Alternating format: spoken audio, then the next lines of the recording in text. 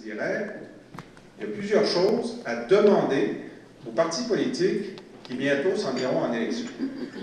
Si vous réussissez à devenir une force, les gens vont dire, mais ces gens-là sont une force. Donc, je devrais écouter ce qu'ils demandent. Parce que si je ne leur offre pas ce qu'ils demandent, ils vont peut-être dire à leurs membres, écoutez, faites ce que vous voulez. En tout cas, il y a 2 partis qui ont mis dans leur programme ce qu'on a demandé, il y en a 2 qui ne l'ont pas. Peut-être que vous avez mieux, peut-être leader, peut-être leader, ou l'autre. Mais si vous pensez coopérative, on a donné une note à ceux-ci, une note à ceux-là. Avant de devenir un point de passage obligé, il faudrait savoir qu'est-ce que vous leur demanderiez. Alors moi, j'ai quelques idées sur cette idée de dire, bon voilà, on veut faire progresser le mouvement coopératif en soi. On veut que dans 5 ans, on ait plus de membres. Okay? C'est un cercle vertueux dans lequel vous engagez. Alors, par exemple, il y a une loi en Argentine qui vient d'être votée qui dit que lorsqu'il y a une entreprise privée qui ferme, ben, d'abord, l'État fait en sorte que les salariés et les cadres ont le premier droit de rachat de l'entreprise.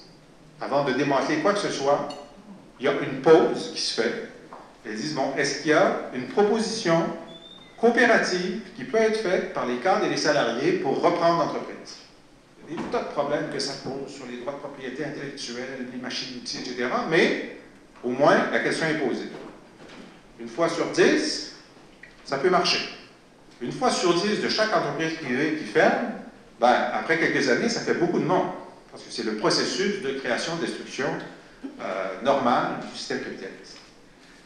La deuxième chose, c'est, ben, on sait au Québec qu'on est à la veille, non, on n'est même pas à la veille, ça a commencé, de le plus grand transfert de petites et de moyennes entreprises de notre histoire, d'une génération vers l'autre. Alors, dans des familles où les enfants veulent reprendre l'entreprise, c'est parfait. Mais dans les familles où les enfants ne veulent pas reprendre l'entreprise, qu'est-ce qui va se passer? Ben, elle peut fermer, elle peut être prise par un concurrent. Alors, le concurrent, qu'est-ce qu'il va faire? Ben, il va rationaliser, virer du monde, et peut-être la fermer.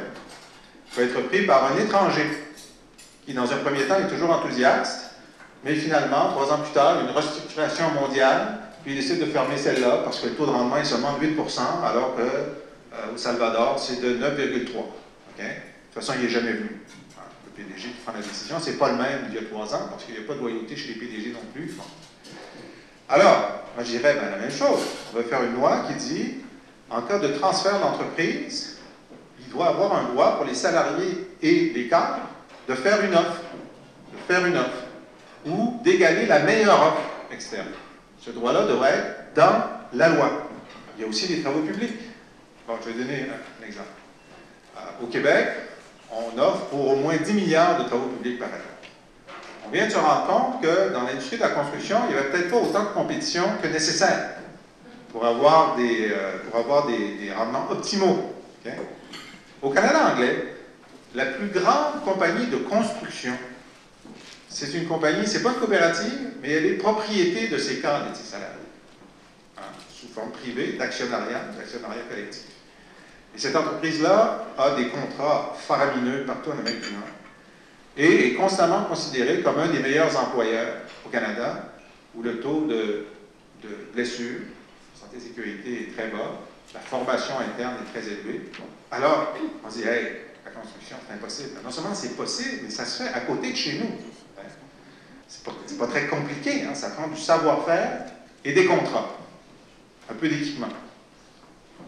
Et on peut dire, ben, dans les travaux publics, on va faire en sorte, on va faire exprès, un programme de parti politique qui va faire exprès pour introduire une composante d'économie sociale et de coopérative dans plusieurs champs d'activité du gouvernement du Québec. Et on va faire en sorte de produire un compétiteur qui vient de l'économie sociale. On dit, mais c'est fou. Oui, c'est tellement fou que c'est Toyota qui a inventé ça. C'est pas sur l'économie sociale, mais Toyota a décidé que quand ils construisaient des voitures au Japon au début, il y avait juste 2 sous-traitants qui faisaient des jambes de roue. Ils disaient 2, ça ne suffit pas. Ils ont juste à se parler sur un terrain de golf, ils vont faire monter mon prix.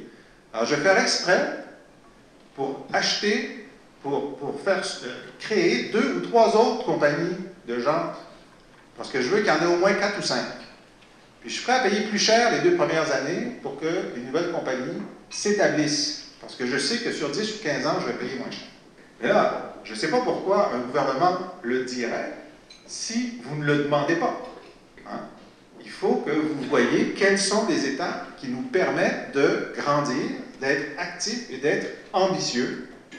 Ensuite, vous allez voir les partis, vous dire, voici nos 5 revendications pour l'élection qui vient. On en a 32, mais il y en a 5 pour lesquelles on est très, très sérieux. Puis on va dire à tous nos membres, aux centaines de milliers de membres au Québec, lesquels s'engagent à faire les 5.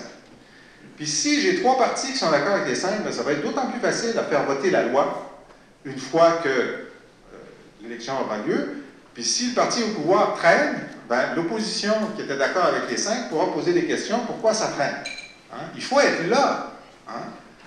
Desmarais, là, il ne veut pas savoir il y a combien de monde dans la rue, il veut savoir qui est dans les endroits où les décisions se prennent. Okay? Alors vous faites les deux, vous êtes dans la rue, vous êtes dans la vie, puis il faut que vos propositions soient relayées au sommet. Alors c'est ce que je vais vous dire aujourd'hui. On a besoin de vous. Des centaines de milliers d'emplois d'avenir, à l'avenir, dépendent de votre capacité à étendre l'empreinte coopérative sur l'économie québécoise. Et pour y arriver, ben, vous devez être ambitieux. Puis pour être ambitieux, ben, il faut être conscient de vos forces. Être conscient de vos forces. Alors je vous invite à l'ambition. Je vous remercie.